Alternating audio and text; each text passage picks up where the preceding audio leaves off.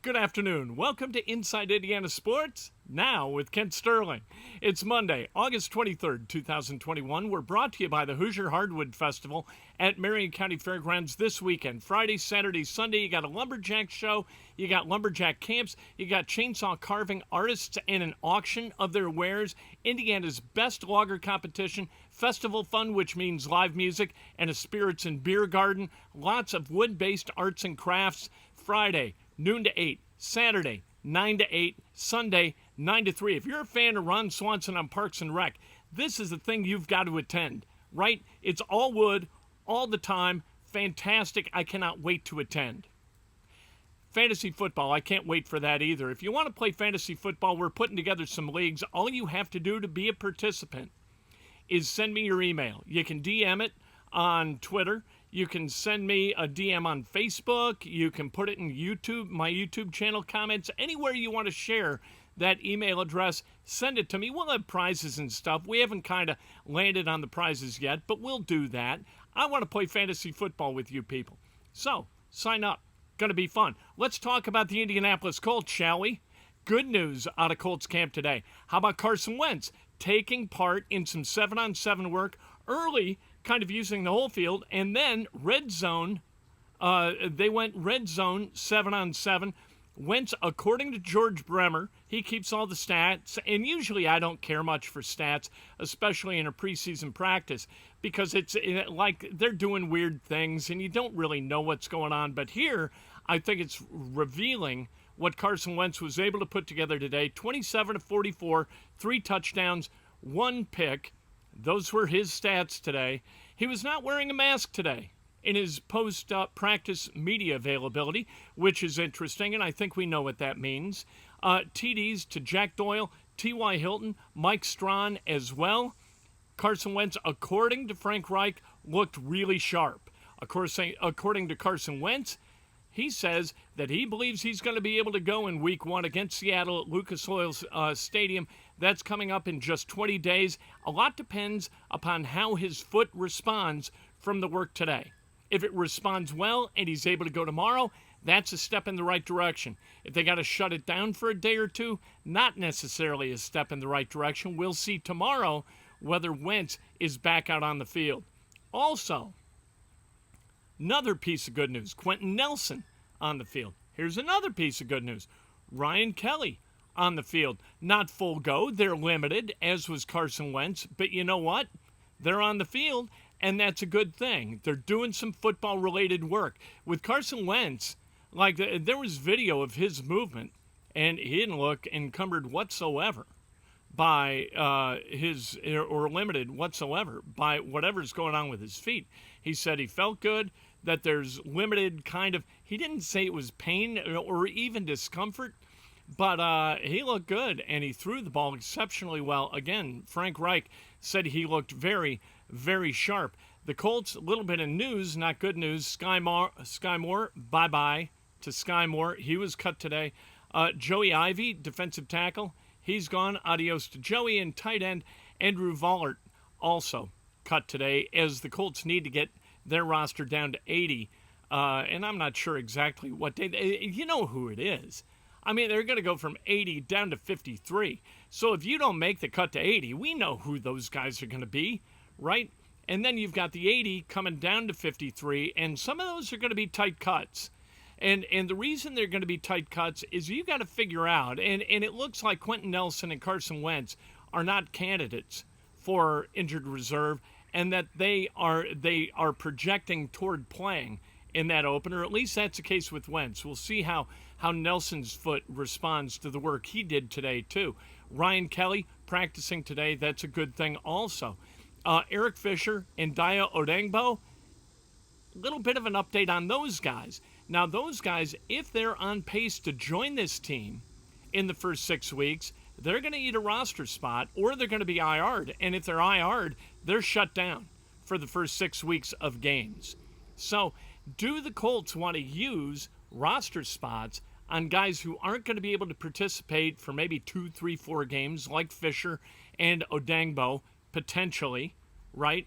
Not saying they're not going to be there for the opener, but it certainly doesn't look like it yet. We haven't seen the guys practice yet. Or Are they going to want to keep extras on the 53-man roster? Maybe a sixth wide receiver, maybe a fourth running back, maybe a fourth tight end, right, instead of Eric Fisher or Dio Odangbo. And in that case, those guys don't go on injured reserve, but they eat a 53-man roster spot.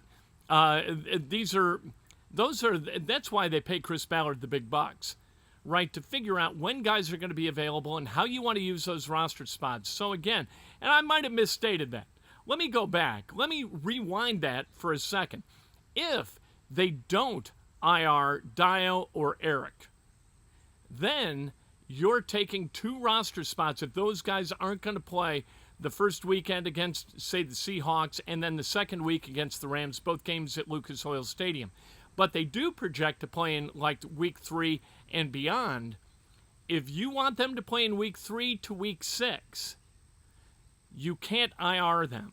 If you do IR them, they don't eat a roster spot, and in that case, you could carry a sixth wide receiver or a fifth running back. Make sense? I think I said it better that time. But good news out of Colts camp today. That's a really good thing that Wentz was able to go and looked as sharp as he did, and that Frank Reich was as positive about it. Wentz was positive about it, and I think it's positive that Wentz is not wearing a mask because what you can't have, you cannot have Carson Wentz miss time as an unvaccinated player and have him miss weeks because of the COVID protocol. And the COVID protocol is kind of specific for vaccinated players and unvaccinated players. It is to the player's advantage to be vaccinated given the NFL protocol. I'm not making any judgment whatsoever on the health benefits of the vaccine or not the vaccine. That is not the forum for that discussion, or this is not the forum for that discussion. All right, Jalen Hood-Schifino. He is going to announce at 2 o'clock tomorrow afternoon whether he's going to Indiana or Tennessee. Mike Pegram, who is 15 for 15 with his crystal ball picks, has predicted that Hood-Schifino is going to commit to Indiana tomorrow at 2. It bears mention that Hood-Schifino has committed and decommitted previous to this. He committed to Pitt, then decommitted to Pitt. I get nervous about guys who decommit. I get nervous about guys who pledge and then withdraw their pledge. That's not so good to me. That's a guy who's not sure of his his modus operandi as far as choosing a school, choosing a program, choosing a coach, whatever. But here's one thing, one metric where I think Indiana has a huge advantage over Tennessee. Tennessee is not a basketball school. It's just not. It's a football school. They're in any school. They're in any program in the SEC that is basketball over football. At Indiana, despite their football program being ranked 17th, they are still a basketball school. And with the NIL legislation being what it is, as a basketball player, you can move your financial needle at Indiana in a way you cannot at Tennessee. And I think that is going to be part of the process for Hood-Schifino as he decides where to go. Why are we all kind of talking about this? He's a number 24 ranked player in the class of 2022. He's 6'5", 210, a combo guard who can guard the point, the 2, and the 3. So multi-positional guys out in the backcourt are really, really important to play the kind of defense that Mike Woodson covets. He's also a pretty good shooter. He is dynamic offensively, as you would guess, in the number 24 player, ranked player in the class of 2022. So if he goes to Indiana, that's a talented guy coming to Indiana. I don't know if he's a shoe guy. I don't know what, as Dan Dakich calls them. I have no idea. I assume he's a shoe guy. You know what? I would build a roster the way I would build a roster. I don't know if I would win. Mike Woodson is building his roster the way he wants to build his roster. And let's face it, you need talent to win basketball games. And that's what Indiana's. They got to go get talented guys. So if you can get Jalen Hood-Schifino to come to Bloomington and play as a freshman starting next year, you know what? Good. He's at Montverde Academy down in Florida and hopefully enjoys his senior year. I get a little bit nervous. There are the guys playing like for the pros, instead of finishing high school. I get nervous about people hustling into things, hurrying through stages in life in order to get to the pot of gold at the end of the rainbow. And what you learn through life is there's no pot of gold at the end of the rainbow. There isn't even an end of the rainbow. You move through life, and hopefully, as you gather dollars, you gather wisdom. Because dollars minus wisdom, they don't do you any damn good. So you've got to figure out a way. It's kind of like in, what was that movie with Richard Dreyfuss about teaching? Whatever, the movie, Mr. Holland's Opus. You know, if you teach people stuff, but there's nothing for them to appreciate, like music and like art and that kind of thing, what good is it? If you've got all this money, but you have no wisdom that allows you to use it correctly, what good is it? And if you have no wisdom, money ain't gonna buy you wisdom.